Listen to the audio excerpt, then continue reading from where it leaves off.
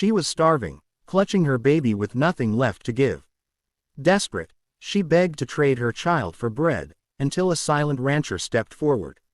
He said nothing that day, but when the storm came, he returned, and changed both their lives forever. The marketplace was alive with sounds of barter and trade, though for her it all blurred into a haze of noise that scraped against her empty stomach. Dust rose with every bootstep and wagon wheel, settling in her throat like a reminder of her thirst. She clutched the bundle in her arms tighter, the baby stirring, his tiny whimper vibrating against her chest. His lips searched blindly for milk she no longer had to give, and the ache of helplessness was sharper than any hunger she knew. Her dress hung loose at her shoulders, frayed at the hem, and her hair clung to her temples, damp with sweat. She had walked miles on weary feet just to reach this place, believing somewhere in this town there might be mercy. She approached a stall stacked high with bread loaves, golden brown and warm, their smell nearly dizzying. Her lips cracked as she tried to form words, but they came out as a plea that shamed her even as she spoke them. "Please," she whispered to the merchant, her voice trembling, "just one loaf. I'll give you my baby if you must." Her arms tightened instinctively around the child even as she said it, as if the words belonged to a stranger, not herself. Tears welled in her eyes. The merchant's face twisted, first with shock, then with disdain. "What kind of mother says such a thing?" he muttered, pulling the bread closer, as if she were some thief ready to snatch it away. He turned his back on her, dismissing her entirely, his voice rough as he called out to another customer. Her knees nearly buckled beneath her. Shame burned in her chest as hot as the hunger that gnawed at her belly. She rocked the baby gently, shushing his soft cry, though her own sobs threatened to spill. "I'm sorry," she whispered to him, kissing his downy head. "I'm so sorry." It was then she felt a shadow pass over her, a stillness in the noise of the street. She glanced up and saw him standing there. A man taller than most, his shoulders broad beneath a sun-faded shirt, dust clinging to the legs of his worn jeans. His hat cast his face in shadow, but she could see the firmness of his jaw, the steady calm in the way he stood.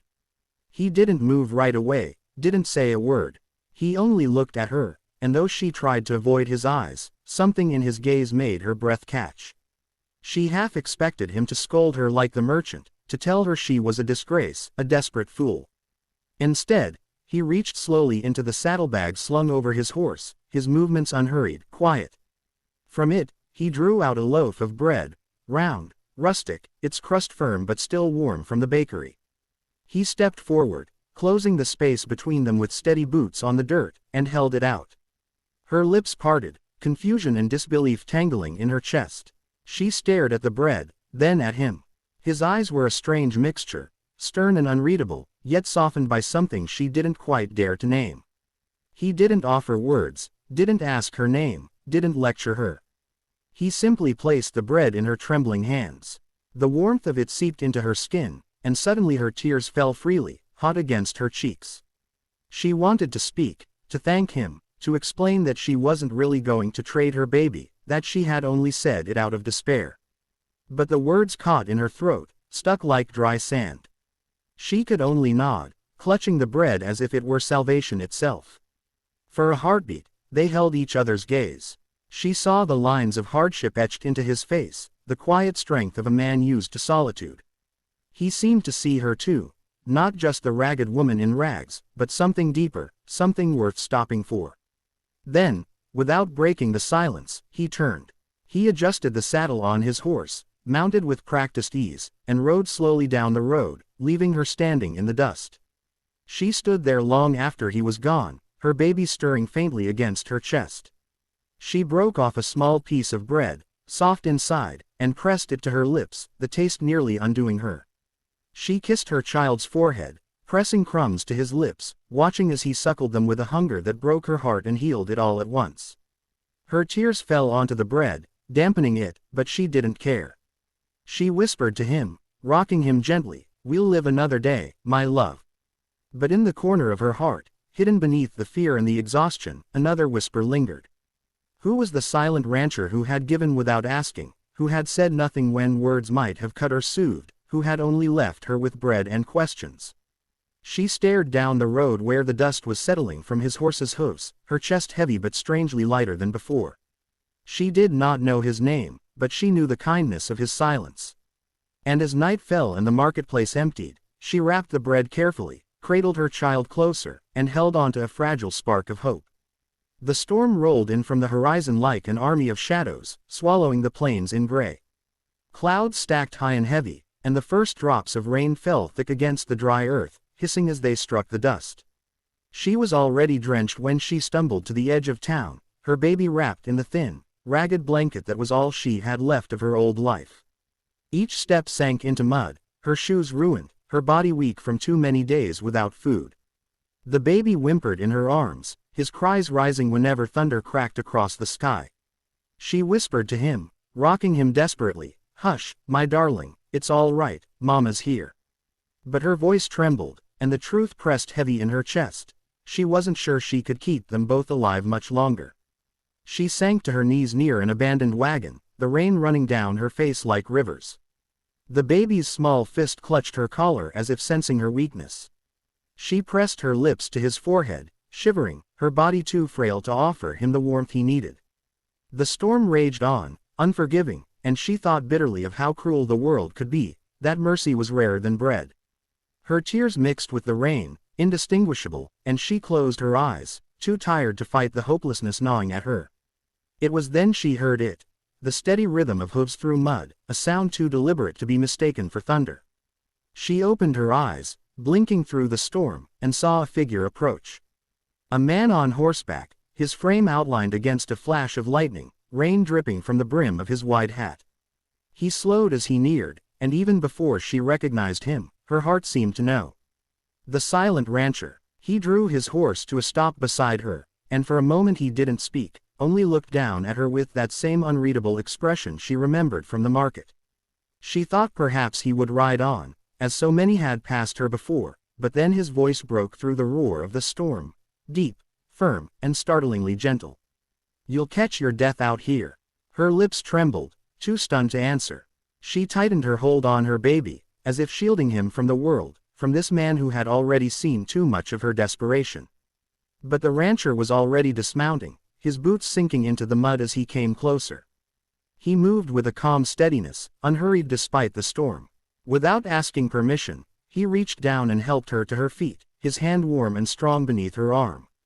She swayed, light-headed, but he steadied her with ease, his touch both firm and careful, as though he knew she was fragile and afraid. From his shoulders he shrugged off his heavy coat, rough with wear, lined with warmth, and draped it around her. She gasped at the sudden shield against the rain, clutching it close as the baby's cries softened within its folds.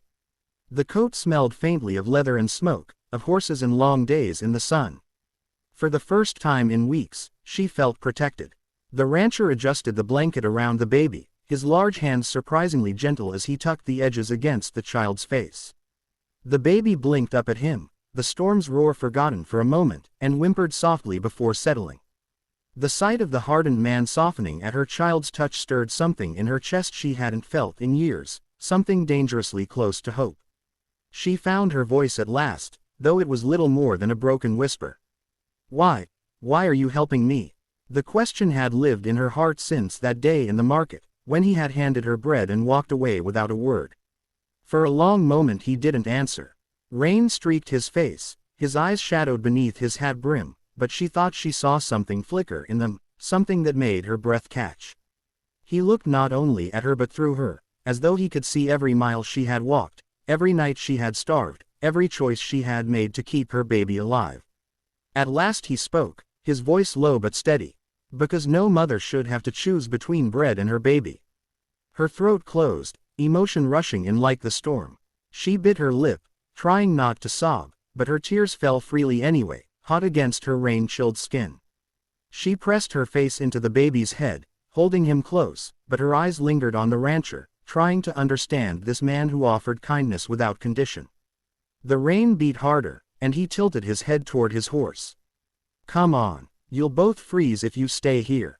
He guided her gently but firmly, his hand steady at her back, until she reached the saddle. With ease, he lifted her and the baby up, his strength effortless, as though she weighed no more than a feather. He mounted behind them, his arms steady around her to keep her safe, his warmth surrounding her even through the storm. She leaned against him without meaning to, exhaustion overtaking fear. The baby sighed in his sleep, his tiny chest rising and falling against her, and for the first time in weeks she allowed herself to close her eyes, trusting that just for tonight, they were safe. The horse carried them steadily through the rain, the sound of hooves and storm blending into something almost soothing. She felt the rancher's breath near her ear, steady and calm, as though nothing could shake him. Her heart ached with gratitude, confusion, and a flicker of something she didn't dare name. When the faint glow of a lantern appeared in the distance, she realized he was leading them to his home. The thought sent both fear and relief rushing through her. She knew nothing of him, not even his name, and yet she felt safer in his arms than she ever had in all the months of struggle.